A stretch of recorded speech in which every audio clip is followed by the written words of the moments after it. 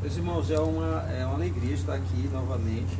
Esse é um grupo que eu tenho assim, muita alegria em estar aqui com os irmãos. E meu desejo é que esse grupo cresça, se desenvolva e seja um instrumento de Deus para o avanço do reino nessa cidade e através desses grupos, né, os motociclistas. Então é muito importante também alcançar todas as tribos, vamos dizer assim. E aí o Evangelho é exatamente essa mensagem maravilhosa por meio da qual nós devemos alcançar todos os povos, todas as tribos, todas as nações. E eu quero exatamente falar sobre o Evangelho. Queria que vocês abrissem aí Romanos capítulo 1, do verso 15 ao 17. Romanos capítulo 1, do verso 15 ao 17. Deixa eu me comprovar aqui meu horário. Romanos 1? Romanos 1, do 15 ao 17.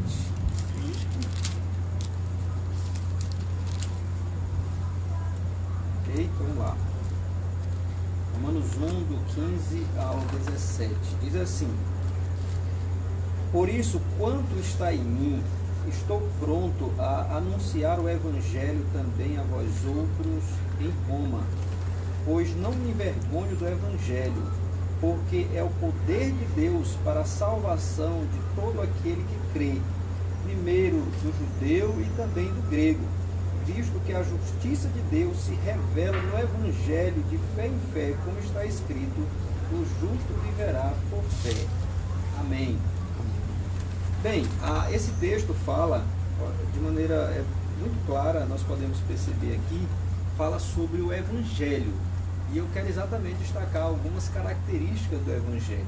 Antes, porém, eu preciso destacar o que é realmente o Evangelho.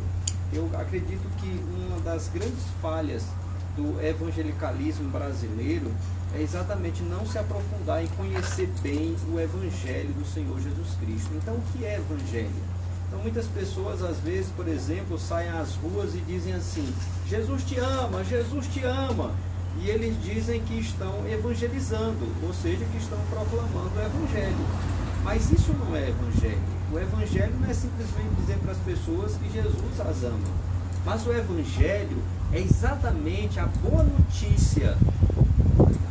É a boa notícia a respeito daquilo que Deus fez por intermédio do seu Filho bendito Jesus Cristo, para que pecadores como eu e vocês pudessem ser salvos. Ou seja, o Evangelho é que nos conta os fatos históricos acerca do Filho de Deus, o eterno Filho de Deus, que se fez como um de nós, assumiu a nossa natureza.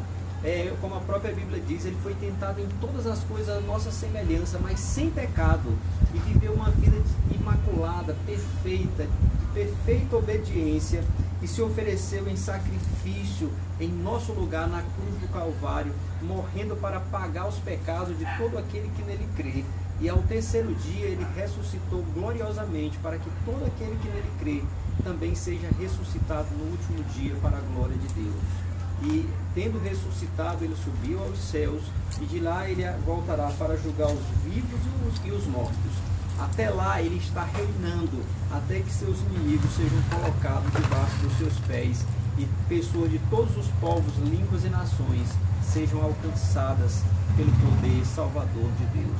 Então isso é o Evangelho, é que nos conta essa história, e nós somos beneficiados com esse Evangelho quando nós cremos, arrependemos-nos dos nossos pecados e cremos nessa mensagem gloriosa, a mensagem do Evangelho.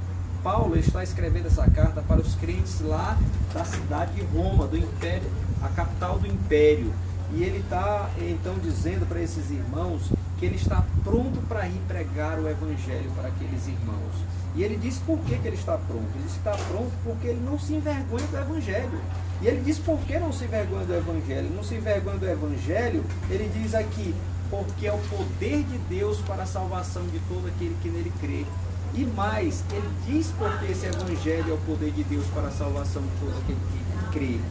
Porque é no Evangelho que se mostra como a justiça de Deus, como Deus providenciou a justiça para que nós pecadores pudéssemos ser justificados diante dele. Então o que nós temos aqui é a justiça de Deus que se expressa no Evangelho. Então eu queria trabalhar com vocês isso aqui e destacar 3 características importantes do Evangelho do nosso Senhor e Salvador Jesus Cristo. A primeira delas é que o Evangelho ele deve ser pregado não só para descrentes, mas também para crentes. Existe uma linha de raciocínio entre os evangélicos que, por exemplo, você tem que pregar o Evangelho para os de fora e para os de dentro você precisa doutrinar, como se fossem coisas distintas. Então, aquele que é descrente precisa ouvir o Evangelho. Uma vez que a pessoa se converte, agora ela precisa ouvir as doutrinas. Paulo está dizendo, eu vou até vocês, eu estou preparado a ir ter com vocês para pregar o Evangelho. Vocês querem continuar aqui na chuva ou vamos? Eu estava falando com ele.